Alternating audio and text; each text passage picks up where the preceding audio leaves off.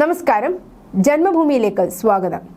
May 17 ബംഗളൂരുവിലെ town ഹാളിൽ ഒത്തുകൂടിയ 48 മുസ്ലിം സംഘടനകൾ കോൺഗ്രസ് നേതൃത്വത്തിലുള്ള സംസ്ഥാന സർക്കാരിനു മുന്നിൽ മുസ്ലിങ്ങൾക്ക് പ്രത്യേക ബജറ്റ്, സംവരണ കോട്ട പുനഃസ്ഥാപിക്കുകയും വർദ്ധിപ്പിക്കുകയും ചെയ്യുക, മതപരിവർത്തന വിരുദ്ധ നിയമങ്ങൾ, കന്നുകാലി കശാപ്പ് നിയമങ്ങൾ എന്നിവ പിൻവലിക്കുക, സമുദായത്തിന്റെ രാഷ്ട്രീയ പ്രാതിനിധ്യം വർദ്ധിപ്പിക്കുക എന്നിവയുൾപ്പെടെയുള്ള ആവശ്യങ്ങൾ ഉന്നയിച്ചതിനെ തുടർന്ന് കർണാടകയിൽ ഒരു വലിയ രാഷ്ട്രീയ വിവാദം പൊട്ടിപ്പുറപ്പെട്ടു. ഫെഡറേഷൻ ഓഫ് കർണാടക മുസ്ലിം ഓർഗനൈസേഷന്റെ ബാനറിൽ സംഘടിപ്പിച്ച കൺവെൻഷൻ കോൺഗ്രസ് സർക്കാർ മൃദു ഹിന്ദുത്വം പിന്തുടരുന്നുവെന്നും 2023 കർണാടക നിയമസഭാ തെരഞ്ഞെടുപ്പിന് മുമ്പ് മുസ്ലിം സമൂഹത്തിന് നൽകിയ വാഗ്ദാനങ്ങൾ പാലിക്കുന്നതിൽ പരാജയപ്പെട്ടുവെന്നും ആരോപിച്ചിരുന്നു. ഇപ്പോഴിതാ കേരളത്തിൽ പുതിയ യുണൈറ്റഡ് ഡെമോക്രാറ്റിക് ഫ്രണ്ട് UDF സർക്കാരിന്റെ സത്യപ്രതിജ്ഞാ ചടങ്ങ് കഴിഞ്ഞ് മണിക്കൂറുകൾക്ക് ശേഷവും VD സതീശൻ മന്ത്രിസഭയിലെ മന്ത്രിമാരുടെ വകുപ്പുകൾ വിഭജിച്ചുകൊണ്ടുള്ള ഔദ്യോഗിക വിജ്ഞാപനം പുറത്തുവിടാതെ കിടക്കുകയാണ്. പ്രധാന വകുപ്പുകളെ ചൊല്ലി കോൺഗ്രസും ഇന്ത്യൻ യൂണിയൻ മുസ്ലിം ലീഗും IUML തമ്മിൽ രൂക്ഷമായ അഭിപ്രായ വ്യത്യാസങ്ങൾ നിലനിൽക്കുന്ന സാഹചര്യത്തിലാണ് ഇത് എന്നാണ് റിപ്പോർട്ടുകൾ. ഫിഷറീസ് വകുപ്പാണ് കോൺഗ്രസും ലീഗും തമ്മിലുള്ള ഏറ്റവും വലിയ തർക്ക വിഷയം.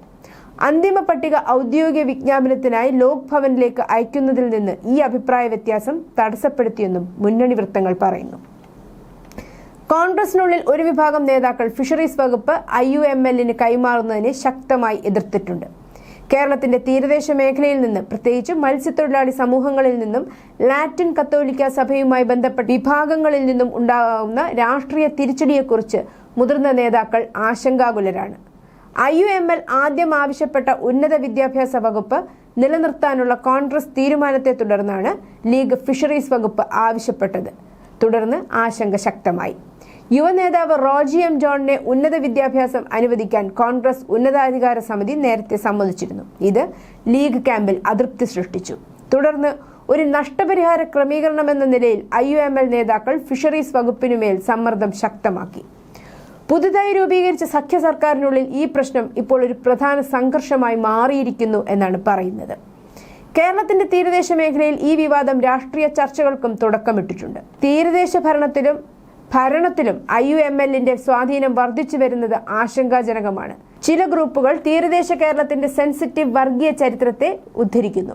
പ്രത്യേകിച്ച് 2003 കോഴിക്കോട് ജില്ലയിലെ മാറാട് ഹിന്ദു കൂട്ടക്കൊല. ആസൂത്രിതമായ ആക്രമണത്തിൽ 8 ഹിന്ദു മത്സ്യത്തൊഴിലാളികൾ കൊല്ലപ്പെട്ടു. ഇപ്പോൾ നിരോധിക്കപ്പെട്ട പോപ്പുലർ ഫ്രണ്ട് ഓഫ് ഇന്ത്യയുടെ മുന്നോടിയായി കണക്കാക്കപ്പെടുന്ന നാഷണൽ ഡെവലപ്മെന്റ് ഫ്രണ്ടുമായി ബന്ധപ്പെട്ട പ്രവർത്തകരുടെ പങ്കിലേക്ക് അന്വേഷണങ്ങൾ പിന്നീട് നടന്ന ജുഡീഷ്യൽ കണ്ടെത്തലുകളും ചൂണ്ടിക്കാണിച്ചിരുന്നു. മുസ്ലിം ലീഗിന്റെ തീരദേശ മേഖലയിലെ രാഷ്ട്രീയ നിയന്ത്രണം വർദ്ധിപ്പിച്ചാൽ തന്ത്രപരമായി സെൻസിറ്റീവായ തീരദേശ പ്രദേശങ്ങളിൽ ഇസ്ലാമിക റാഡിക്കൽ നെറ്റ്വർക്കുകളും തീവ്രവാദ ഘടകങ്ങളും തങ്ങളുടെ സ്വാധീനം ശക്തിപ്പെടുത്താൻ സഹായിക്കുമെന്നും ഇത് വിശാലമായ ദേശീയ സുരക്ഷാ ആശങ്കകൾ ഉയർത്തുമെന്നും വിവിധ സമൂഹങ്ങൾ ആശങ്ക പ്രകടിപ്പിക്കുന്നുണ്ട്. മത്സ്യബന്ധന വകുപ്പിനെ ചുറ്റിപ്പറ്റിയുള്ള പൊതുചർച്ചകളിൽ, പ്രത്യേകിച്ച് വർഗീയ സംഘർഷത്തിന്റെ ചരിത്രമുള്ള തീരദേശ പ്രദേശങ്ങളിൽ ഈ ആശങ്കകൾ ഇപ്പോഴും ഉയർന്നു വരുന്നതായി രാഷ്ട്രീയ നിരീക്ഷകർ അഭിപ്രായപ്പെട്ടു.